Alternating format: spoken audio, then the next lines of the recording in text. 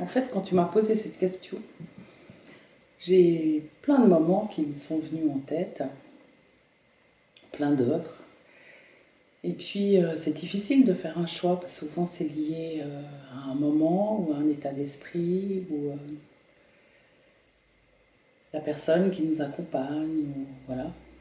Mais en fait, je pense qu'il y a une œuvre d'art qui est particulière pour moi. J'ai envie de dire que c'est la première.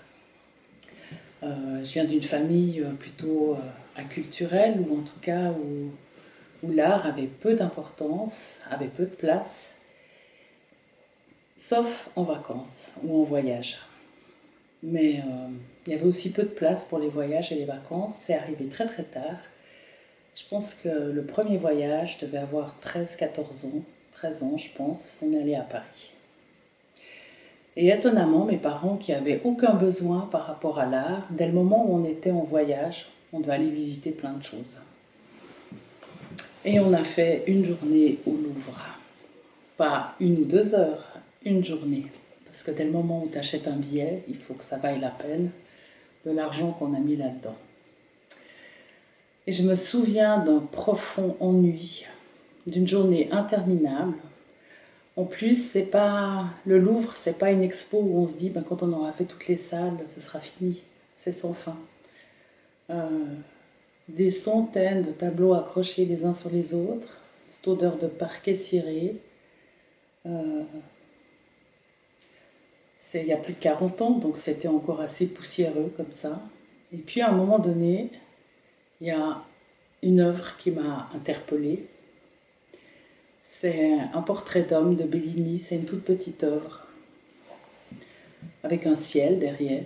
Et je ne sais pas pourquoi, je l'ai toujours eu en tête. Et en fait, ce qui m'interpelle, ce qui me bouleverse presque, c'est que cette œuvre, elle est toujours présente, puis elle me touche toujours autant. Et en fait, ça me pose la question du mystère qui fait que je sois venue à la peinture, que cette œuvre, elle soit toujours là. Est-ce que ça a été un déclencheur de quelque chose? Est-ce que les choses, elles sont inscrites et puis on les porte en soi? Je ne savais pas que j'allais faire de la peinture. Je ne me souviens pas, à cette époque-là, d'être si fascinée par le ciel. Et derrière ce portrait d'homme, il y a un ciel avec 2 petits nuages blancs. Et puis, je ne sais pas, il y a quelque chose de pérenne là-dedans. En même temps, dans ce portrait, il y a... Cet homme, il est tellement présent dans son absence presque. On ne sait pas ce qu'il regarde.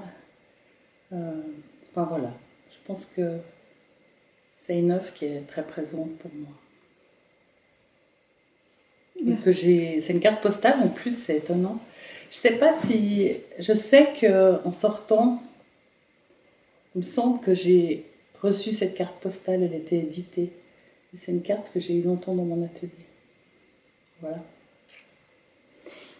Du coup, j'ai envie de te poser la question, est-ce que tu l'as revue depuis? Oui. Elle est toujours au même endroit. Et puis... Oui. Quand j'ai vécu un petit moment à Paris, et quand j'étais à Paris, j'allais tous les mercredis soirs au Louvre. Il m'a fallu bien quelques semaines, voire quelques mois pour déjà comprendre la configuration. Et puis, je l'ai revue cette œuvre. Et maintenant, j'ai un autre regard sur elle, mais elle est d'une modernité incroyable. Je devrais la prendre, la carte, elle est juste là. Ouais, prends-la. Avec pleine de trous, parce qu'elle a été agrafée à tellement d'endroits. Ah oui. C'est une toute petite peinture. Et à côté de cette peinture, je pense qu'il y avait une œuvre de Piero della Francesca, peut-être. Je suis pas sûre, mais il y avait aussi un portrait, mais il n'y avait pas de paysage derrière, il n'y avait pas de ciel. Ouais. C'est juste le portrait sur le fond noir. Voilà. Tu peux la rapprocher un peu comme ça, voilà. Extra. Merci Christine. Voilà.